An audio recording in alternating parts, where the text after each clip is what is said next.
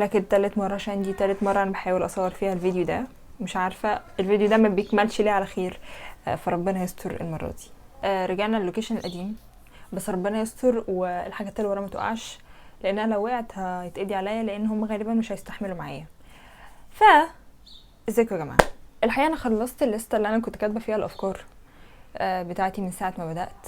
فحاليا انا بقيت معتمدة على ان الحاجات اللي هتلفت انتباهي او الحاجة اللي هتنسباير مي بشكل او باخر هي دي اللي هتكلم عليها. وده اعتماد مش عملي خالص، لان ممكن تعدي عليك ايام مفيش حاجة، يعني مفيش جديد. الحقيقة الشخص اللي شاغلني ده انا كل ما ارمي عيني في حتة الاقيه على الحيطة حرفيا. يا اما الاقي فيلم شغال ليه، الاقي الاعلان بتاعه، الاقيني عايزة اشوف افلامه. فانا قلت ان النهارده هيبقى اليوم الموفق اللي انا هتكلم فيه عن تيموثي شالاميت وفيلمي المفضل لي بونز اند اول. هو انت في الاغلب هتكون عارف تيموثي من فيلم Call Me By Your Name، لكن مش ده الفيلم الوحيد ليه. تيموثي من الممثلين بتوع جيلنا، بتوع جنريشن زي اكتر. وهو بدأ من زمان حوار التمثيل ده في مسرحيات في المدرسة بتاعته، وكان بدأ تمثيل فعليا بقى في مسلسل كده كان اسمه هوملاند، بس النقلة الحقيقية بتاعته بجد كانت فيلم Call Me By Your Name، وترشح لأوسكار وهو كان لسه عنده 22 سنة. أنا لما شفت تيموثي تقريبا أول مرة، بس ما كانش لفت انتباهي قوي، كان في فيلم اسمه Love for Coopers تقريبا، كان اسمه كده. شفته من فترة كبيرة جدا، حتى أنا مش فاكرة كان هو بيدور حوالين ايه، بس هو قشطة ماشي. المهم يعني تيموثي شالامي من الممثلين اللي بيشتغلوا على نفسهم قوي. يعني لو انت شفت افلامه لما كان هو لسه صغير شويه، كان لسه بادئ، غير لما تشوف افلامه دلوقتي خالص. فهو من النوع لا اللي هو ما بيقعدش، اللي هو لا بيشتغل على نفسه وبيحاول يطور من نفسه على طول. مع اني انا والله ماليش في السلامز قوي، بس هو يعني تحسه ايه بقى، يعني اكلت منين يا بطل. وبعيدا برضو عن شكله، هو بياخد ادوار مش سهله تتعمل خالص، يعني الادوار اللي بيعملها صعبه ومختلفه. لو انت شفت له فيلم هو في الاغلب هيعجبك تمثيله، لان اداؤه بيبقى حلو قوي. طب احنا نخش في التقيل. فيلم بونز اند اول. فيلم بونز اند اول من افلامي الرومانسيه المفضله. لو ليتر بوكس مثلا جم سالوني في يوم من الايام قالوا لي هي ايه اكتر فيلم رومانسي انت بتحبيه، غالبا هقول لهم بونز اند اول. انا بحب اي افلام رومانسيه نهايه مش يعني فاهم، ما تبقاش اللي هو يعني ما اتبسطش. فيلم بونز اند اول مش من الافلام اللي فيها بين البنين اللي انا بشوفه، يعني يا اما الفيلم ده لما تشوفه يا هتحبه قوي هتكرهه قوي، ما فيهوش الحته الرمادي اللي هو قشطه عادي، لا هو هتحبه هتكرهه. فعشان كده انا مش برجحه قوي، لان هو مش هيبقى مفهوم من الجميع، او مش عشان اللي هيشوفه غبي، بس علشان هو الاسقاطات بتاعته انت ممكن ما تفهمهاش من اول مره. موضوع الكانيباليزم، حوار هما بياكلوا لحوم البشر ومش عارفه ايه، هما مش بينورماليزوا الزومبيز، عشان في ناس اللي هو انتوا بتنورماليزوا الموضوع ده، هو ملهاش علاقه بان انا اخلي ان ده طبيعي. هما استخدموه كميتافور حرفيا، كاستعاره للوحده، للغرائز بتاعتك، ان انت تحس ان انت مكروه من المجتمع بتاعك وخايف ان انت سرك حد يكتشفه. فلما بتلاقي حد زيك وعنده نفس الموضوع بتحس بالانتماء، فبتضطر انت وهو تدوروا مع بعض على الحرية، كمان بتدوروا على الهوية بتاعتكم، علشان انتوا تايهين في المجتمع وفي الحالة اللي انتوا فيها. وكمان في الفيلم ده هو عايز يوريك فترة التمانينات مع الشباب كانت عاملة ازاي، وان الفترة دي كانت مهمشة شوية في امريكا بالذات. اختار الكانيباليزم علشان هو عايز يطلعه لك رمز ان قد ايه انت مختلف في المجتمع، وغريزة عندك المجتمع كله رافضها. فهو عايز يحسسك بان انت مش مستقر، وان انت لسه بتدور على هويتك، وعايز تلاقي حد شبهك علشان انت شبه وحيد في العالم اللي انت فيه ده كله. فهو جابها لك في شكل شابين، اللي هو الفنان تيموثي وتايلر راسل. هما اتنين شباب، الاتنين حبوا بعض بشكل او باخر.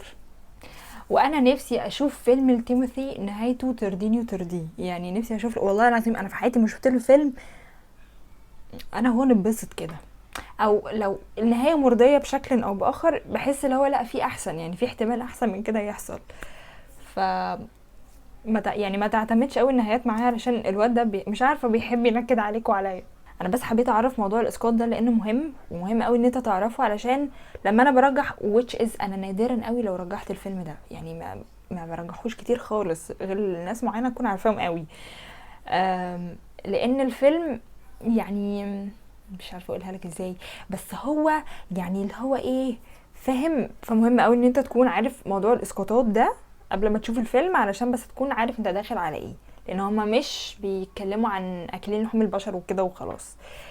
هما بيتكلموا عن البحث عن الهوية، وان انت ازاي مش مستقر، وان انت لوحدك، وان انت لسه شاب، فانت ممكن تريليت اصلا لحاجات في الشخصيات اللي انت هتتفرج عليها. اللي عجبني كمان في الفيلم ده طريقة التصوير والالوان. المخرج لوكا حاجة، عشان بكسل قوي اقرا اسم العيلة بتاعته. انا بحب قوي كادرات التصوير بتاعته، الالوان اللي بيختارها، وطريقة الاخراج بتاعته، بستمتع عامة. يعني الفيلم لو اشتغل من غير صوت انا هكون مبسوط، عيني مرتاحة. وغير التصوير، المونولوجز في حتة صعبة. يعني انا بحب قوي المونولوجز بتاعت فيلم بونز اند اول، وكومي باي يور نيم انا بحب المونولوجز بتاعته برضو.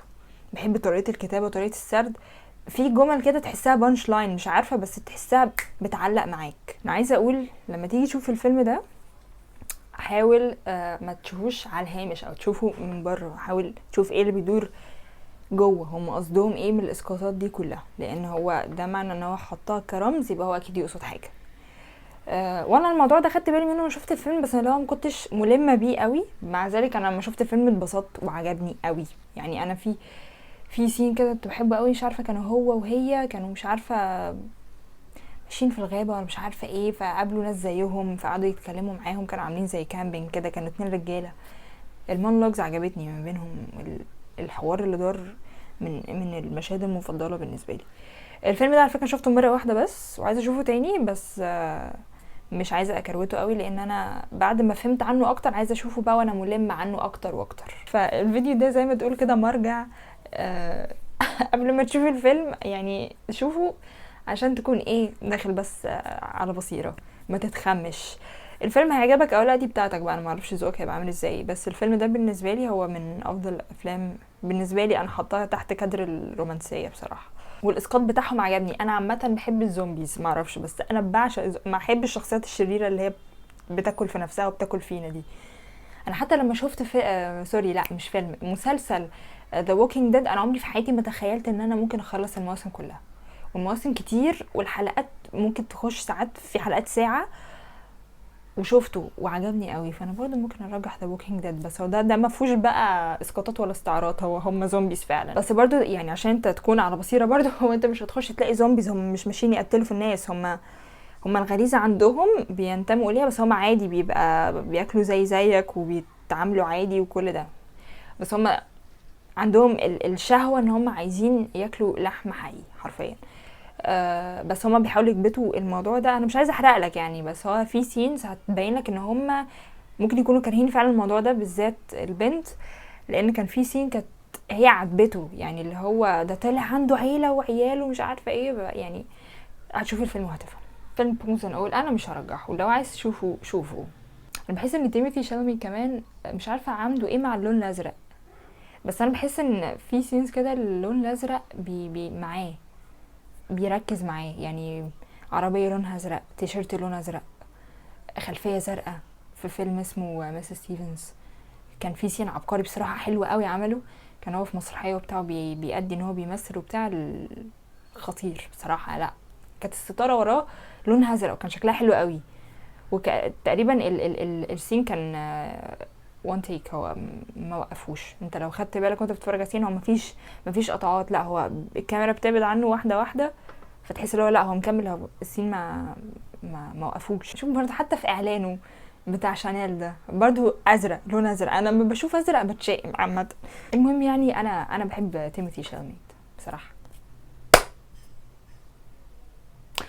جينا لفقرة ترجيح الفيلم، الفقرة المحبذة إلى قلبي. بأن احنا كنا بنتكلم عن تيموثي، فأكيد هرجح فيلم أنا شفته لتيموثي شالميت مؤخرا. أنا شفت كل أفلامه تقريبا، صدق أنا مقفلة أفلام الواد ده، ما عدا فيلم Complete Unknown ده أنا مش لاقيه لحد دلوقتي على منصة محترمة، بس Complete Unknown ده أنا عايزة أشوفه. المهم أنا في فيلم شفته ليه من قيمة 3 أسابيع، عجبني قوي. وهو كان تيموثي كان لسه صغير فيه شويه، بس تمثيله كان حلو، اللي هو السين بتاع المسرحيه اللي انا حكيت لك عنه ده. الفيلم اسمه مس ستيفنز، حلو قوي بصراحه، عجبني. وفيلم هادي، مش هتلاقي فيه ضرب نار قوي. هو 3/4 ما عدا دون يعني افلام تيموثي هاديه، حتى لو كئيبه هتلاقيها هاديه. الفيلم اللي انا هرجحه هو فيلم مس ستيفنز. هتلاقي فيه تيموثي، ممثلين تانيين يعني، بس انت ركز على تيموثي عشان هو بصراحه اكتر واحد عجبني تمثيله، هو المدرس. فشوف فيلم مس ستيفنز. في افلام كتير لتيموثي شامت حلوه. بيوتيفول بوي، بس هو يعني بيوتيفول بوي معروف شويه، فعشان كده ما رجحتوش. لو ما شفتوش لازم تشوفوا الفيلم ده. بس ميس ستيفنز ده من الاندر ريتد شويه، بس هو حلو قوي. وباي ذا واي هتلاقيه على اليوتيوب، فانت مش لازم تخش على حاجه تدفع فيها فلوس يعني عشان تشوف الفيلم. هتلاقيه على اليوتيوب وبسبتايتلز كمان، فالدنيا حلوه.